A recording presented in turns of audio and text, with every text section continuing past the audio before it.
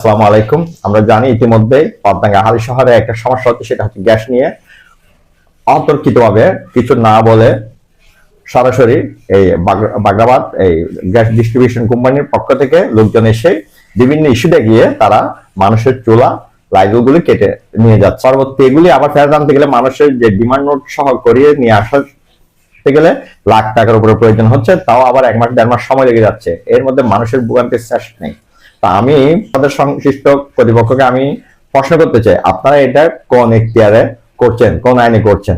এগুলি যদি আপনারা করতে চান তাহলে আপনাদেরকে এগুলি দিয়ে মাইকিং করতে হবে, না হলে আপনাদের নোটিশ দিতে হবে। এগুলি আগে থেকে আপনাদের এগুলি প্রচারণার দরকার ছিল। মানুষকে এভাবে হঠাৎ বিপদের মধ্যে ফেলার কোনো মানে হয় না।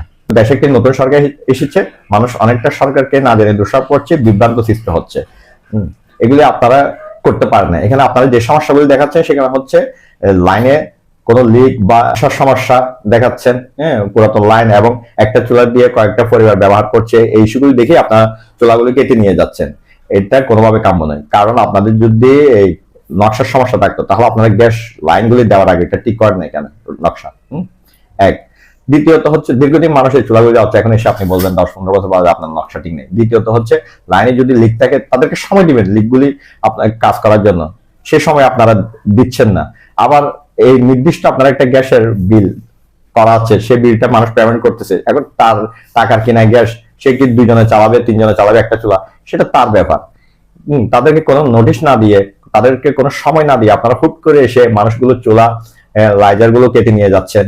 তাতে দেখা যাচ্ছে কি মানুষগুলোর ভোগান্তি হচ্ছে, তাদের আবার অনেক টাকাও লাগছে, অনেক সময় লাগছে। আপনারা এগুলো 1-1.5 মাস পর দিচ্ছেন, ফেরত দিচ্ছেন। এগুলি তো আমার মনে হয় একটা পরিকল্পিত সরকারের দুর্নাম হওয়ার জন্য আপনারা মনে হয় করছেন। আপনারা মনে হয় এখন আওয়ামী লীগের দূষর এখানে রেগেছে, তারা এই পরিকল্পিত কাজগুলি করছেন।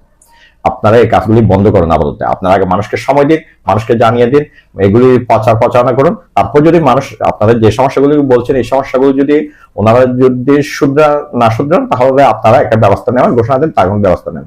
ইতিমধ্যে আমি সাধারণ পতেঙ্গা হালি শহরের বাসিন্দাদের একটি সুসংবাদ দিতে পারি, সেটা হচ্ছে পতেঙ্গার আমি আজকেও দেখেছি পতেঙ্গায় চট্টগ্রামের সিটি কর্পোরেশনের মাননীয় মেয়র এসেছিল খাল পরিদর্শনে। ওনাকে আমাদের এখানে পতেঙ্গার যারা সিনিয়র নেতৃবৃন্দ রয়েছে প্রত্যেকে এই ব্যাপারটা নিয়ে ওনার সাথে আলাপ করেছেন, ওনাকে এই ব্যাপারটি জানিয়েছেন, উনি এটা ব্যবস্থা নেবে বলছেন। এক।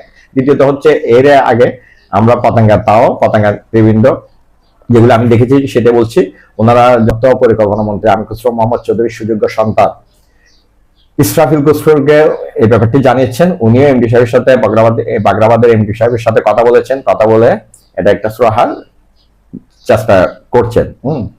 আশা করছি এই ধরনের ঝামেলা থেকে মানুষ মুক্তি পাবে। বাগরাবাদের প্রতি আমাদের অনুরোধ থাকবে, চট্টগ্রামের গ্যাস ডিস্ট্রিবিউশন কোম্পানি ওনাদের প্রতি আমাদের একটা অনুরোধ থাকবে, আপনারা এটা আপাতত বন্ধ রাখুন এবং আপনারা মানুষের সাথে মানুষকে এটা প্রচার করুন এবং আপনারা এটা ঘোষণা দিন এবং সময় দিন। তারপর এই ধরনের অভিযান আপনারা যাই।